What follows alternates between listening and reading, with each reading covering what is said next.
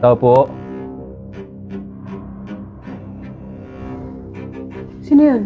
Tama! Ba't nandito yan? Teka, sino ba kasi yun? Ayun yung adik na nakulong dati. Doon sa may tambayan namin.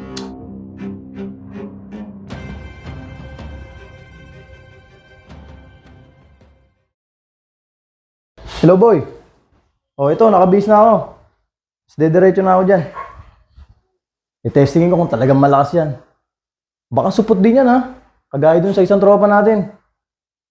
Gusto ko yung isang piga lang, aangat na agad yung motor. Ano, okay? Sige, punta na rin ako dyan. Ma, tara mong susi ng motor. May kukunin lang ako sa tropa ko. Alfred, anong susi? Di ba na nga ako kakagabi sa papa mo? Kausap mo siya sa cellphone na hindi mo na gagamitin yung motor na yan? Hindi naman ako nadidisgrasya eh. Tsaka hindi naman ako lalabas ng subdivision. Doon lang ako sa tambayan namin sa may dulo. Hindi na didisgrasya, ano? Antay mo pa madisgrasya ka?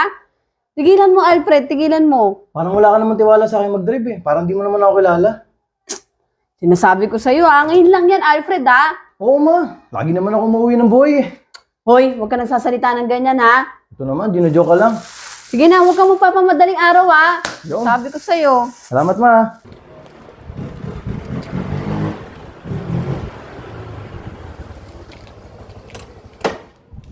Sige boy, babalik ako dyan. Wala ako ng helmet. Alfred, akin na yung susi. Eh ma'am, babalik pa ako doon. Kuha lang ako saglit ng helmet. Ano ka ba? Kakatawag lang ng tatay mo. Sabi ko, tulog ka na. Saglit lang ma'am, tatawid lang kami sa highway. Ay, naku, hindi. Tigilan mo. Akin na.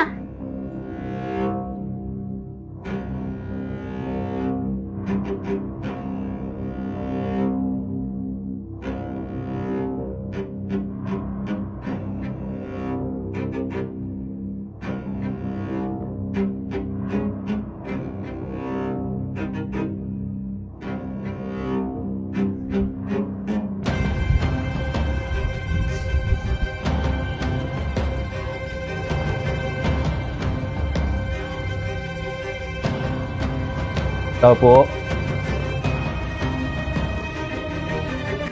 Sino yun? Tama! Ba't nandito yan? Teka, sino ba kasi yun? Ayun yung adik na nakulong dati. Doon sa may tambayan namin. Teka, alamin ko. Huwag naman, baka ano pang gawin sa atin yan? Teka lang kasi, baka may sasabihin lang. Ito naman, oh. Ganito gawin mo. Maging alisto ka. I-ready mo yung CCTV. Tapos tawagan mo yung tatay mo. Para kung may gawin man siya sa atin, at least naka-ready. Sige na. Kuya, ano yon? Ma'am, kaano-ano niyo po yung pumasok na nakamotor? Anak ko, kuya, bakit po? Gusto ko lang po sanang makausap, tsaka kayo na rin po kung pwede. Nakausapin mo? Sandali lang, kuya. Importante lang po, ma'am. Sige, sandali kausapin ko muna yung anak ko. Sige po.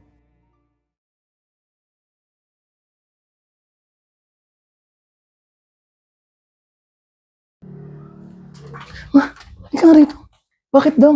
Ikakausapin kita talaga. Matumaga tayo ng barangay. Baka ano pang gawin yan? Teka nga.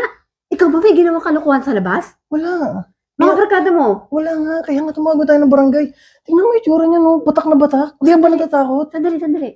Yung CCTV mo, di ba naka-ready? Oo. Oh, papapasukin ko para malaman natin kung anong pakay niya. Baka mamaya, mali lang tayo ng hinala. Tsaka lang, mag-ready ka ha? Pasok po kayo, kuya. Thank you, ma'am. Kuya, ano pong problema? May sasabihin na sana ako importante, Toy. O sige, kuya. Upo po kayo dito. Thank you, ma'am. Sige. Ito na lang po ako. Okay, dito ka. Ano po ba sa atin, kuya? Toy, ma'am. Ito nga yung kaya ako sumadya dito. Makikiusap sana ako, ma'am. Toy, baka pwede pagka nakatambay kayo dun malapit sa amin, wag mo nang siguro mag-ingay ng motor, Toy. Kasi, ma'am, may sakit po yung asawa ko.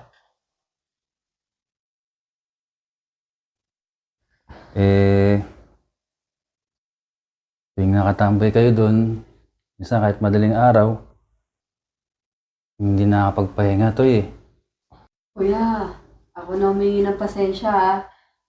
Ano po ba nangyari sa misis niyo po?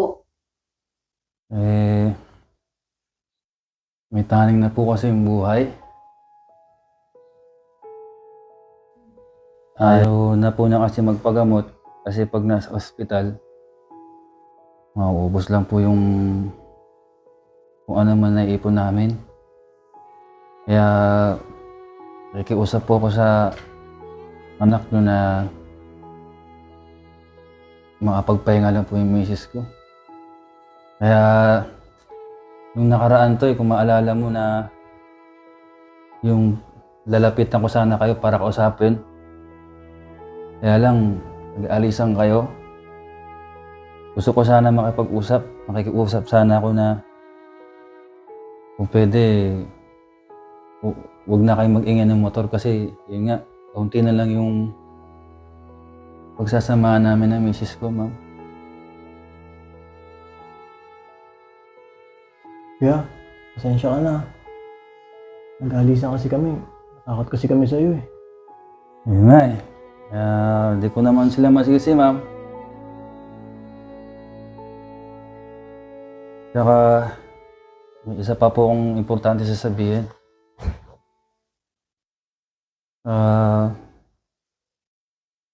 Asan po ba yung tatay niya? Ay, kuya, OFW kasi tatay po nito eh. Kaya laging wala rin po dito sa bahay. Halos kami lang talaga magkasama dito dalawa. Ma'am, kayo po ba, ano po bang alam nyo na minsan ginagawa ng anak nyo pag nasa labas?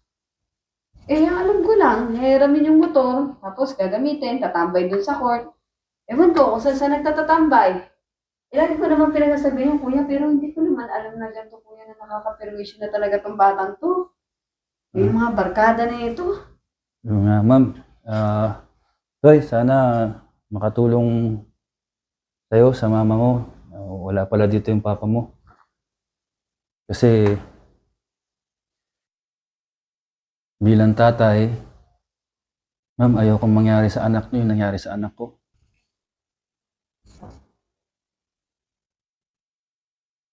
Ano bang nangyari sa anak ko, kuya?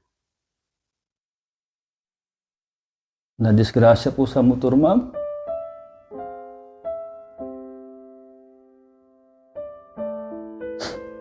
Galing pong birthday yung anak ko. Tapos, pauwi na sana.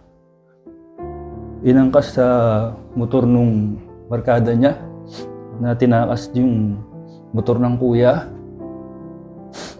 Sumalpok po sila sa kanto. Yung anak ko po yung nawala. Yung barkada po ng anak ko, buhay. Kaya po ako nakulong, ma'am. Kasi bilang ama, masaktan ako sa sinapit ng anak ko. Kasi ang dami nagsasabi na ayaw umangkas ng anak ko. Pero pinilit nung barkada. Nasaktan ko po yung bata. Kaya po nakulong ako.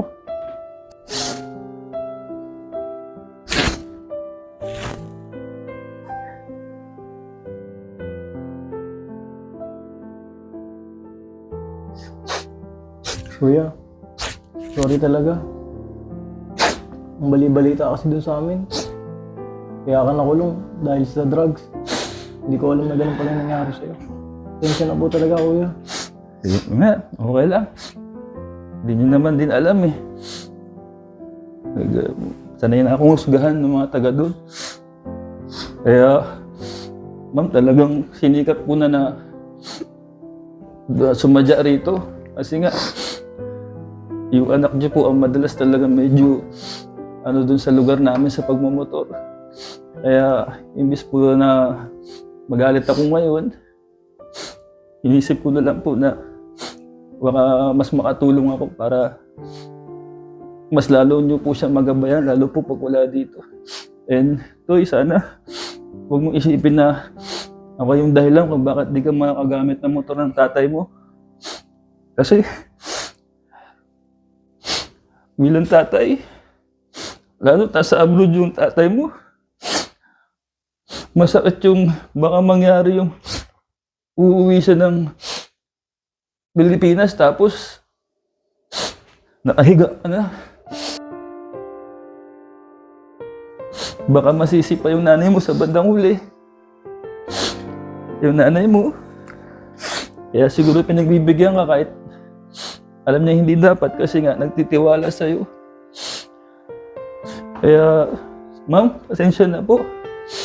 Ana, makatulong sa inyo yung concern ko para na rin po makapagpahinga ng maayos yung misis ko. Kasi, kailan lang po meron ako, ma'am.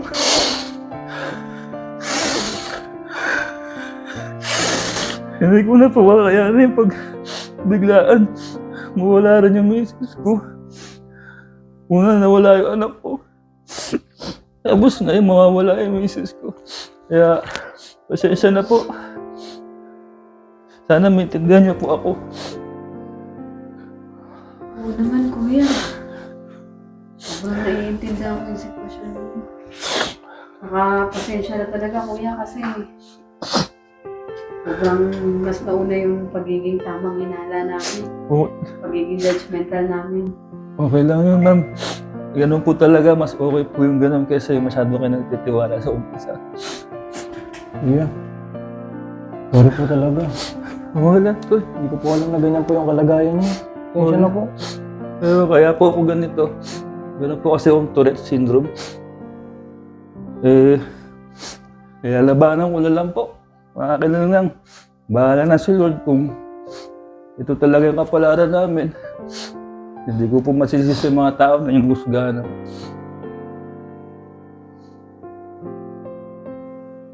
Hindi na po magtatagal, ma'am, kasi bibilang ko pa ng pagkain yung asawa ko. Okay? Pasensya na, kuya. Wala. Salamat. Tutuloy na po ako, ma'am. Okay, kuya. Salamat ha. Tsaka, kuya, pasensya na talaga. Okay Pasensya lang, na ma'am. talaga. Kaya mo, kuya, sasabihan ko dito yung mga homeowners na yung kalagayan nyo, kung bakit ganyan ka, saka yung sa asawa nyo, ha, kuya? Pasensya na po talaga, kuya. Toy, Ingat po. ingat ka lagi, ah. Makikita ko sa iyo, anak po.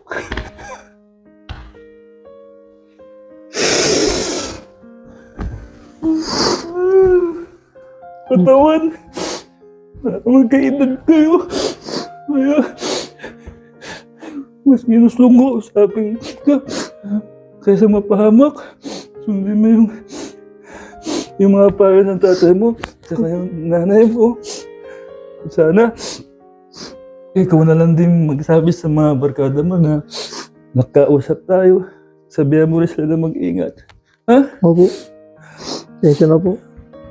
Huwag mong pauwiin yung tatay mo na may malaki problema kasi kahit gano'n kami katatag bilang ama, minsan hindi na rin namin kaya pero kailangan namin kayanin.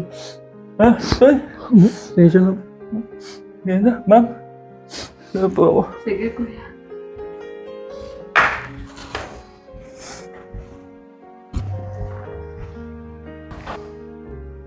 Tingnan mo, Alfred.